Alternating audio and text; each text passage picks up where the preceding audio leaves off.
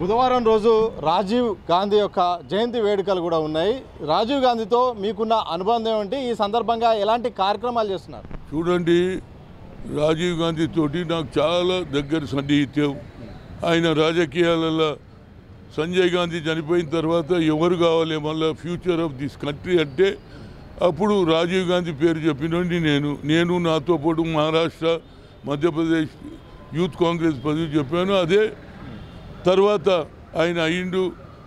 ఆయన ఇవాళ ఏది టెలిఫోన్ సిస్టమ్నే చేంజ్ చేసిండు. గతంలో ఇక్కడ నుంచి మాట్లాడితే కనిపించకపోతుండే. ఇవాళ ఎంతో అభివృద్ధి చేశాడు. 18 ఏళ్ల యువకులకు ఓటు హక్కు. పంచాయతీరాజ్ వ్యవస్థలో 5 సంవత్సరాలకి ఎన్నికలు జరగాలన్నాడు. మహిళలు కూడా రాజకీయాల్లో రావాలన్నాడు. కాబట్టి ఆయన జన్మదినం పెద్ద ఎత్తున ప్రతిసారి నేను చేస్తాను. 18 ఏళ్ల నుంచి చేస్తున్నది, ఇది 13వ సంవత్సరం. ఇది తప్పనిసరిగా స్పోర్ట్స్ను సద్భావన చార్మినార్ నుంచి ఆయన యాత్ర తీసినప్పుడు ఈ దేశాన్ని విడగొట్టాలని ప్రయత్నం చేస్తుంటే సద్భావన పెట్టాడు. మనం అందరం కలిసి ఉండాలి. అదేవిధంగా ఇవాళ రాహుల్ గాంధీ గురుగా నఫరత్ చోడో ప్రేమ్ బడావ్ అంటున్నారు కదా. ఆయన కుటుంబంలో అగ్ర కులాలలో పుట్టిన బడుగు బలహీన వర్గాలకు న్యాయం చేయాలని ఆయన జితిన హిస్సేదారి ఉత్తి భాగీదారి అన్నాడు.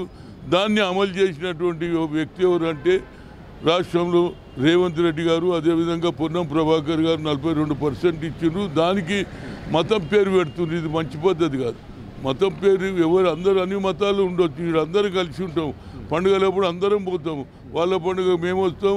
ఇక్కడ కల్చరే వేరు. రంజాన్కు మా దగ్గరకు వాళ్ళ దగ్గరికి పోతాం. దసరాకు వాళ్ళు మా దగ్గరికి వస్తారు. ఈ కల్చర్ను చెడగొట్టొద్దు అనేదే నా ఉద్దేశం. రాజీవ్ గాంధీ కొంతకాలం బతుకుంటే విహెచ్ది రాజకీయ భవిష్యత్తు మరోలాగా ఉండేదని కూడా చాలా మంది చెప్పుకుంటున్నారు. నిజమేనా? నా బ్యాడ్ లక్ నన్ను 2 సార్లు చేయాలని చూసిండు. 90లో చేయాలంటే ఆనాడు రానియలేదు. అదేవిధంగా 91లో పార్లమెంట్ ఎలక్షన్స్లో వైజాగ్లో Hanumanth after parliament election I will make you CM అన్నాడు.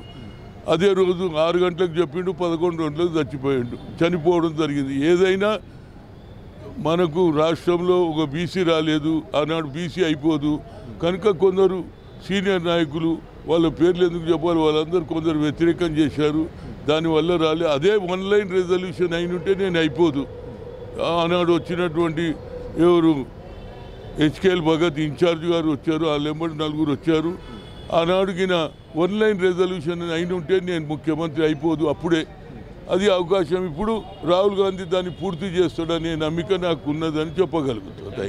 రాజీవ్ గాంధీ సంబంధించిన జయంతి వేడుకలు ఘనంగా చేస్తాం. ఆయన కొంతకాలం బతుకుంటే నా రాజకీయ భవిష్యత్తు మరోలాగా ఉండేదని, ముఖ్యమంత్రి కూడా అయ్యేవాడినని, ఏదైనా కానీ వాళ్ళ సేవలు మాత్రం మర్చిపోలేని, తప్పకుండా వాళ్ళ త్యాగాలను కూడా గుర్తుపెట్టుకుంటాం, వాళ్ళ దారిలో ముందడుగేస్తామని కూడా కాంగ్రెస్ సీనియర్ నేత వి హనుమంతరావు గారు స్పష్టం చేసిన సందర్భం కనిపిస్తూ ఉంది. కెమెరా పర్సన్ వంశీతో సతీష్, దిశ టీవీ, హైదరాబాద్.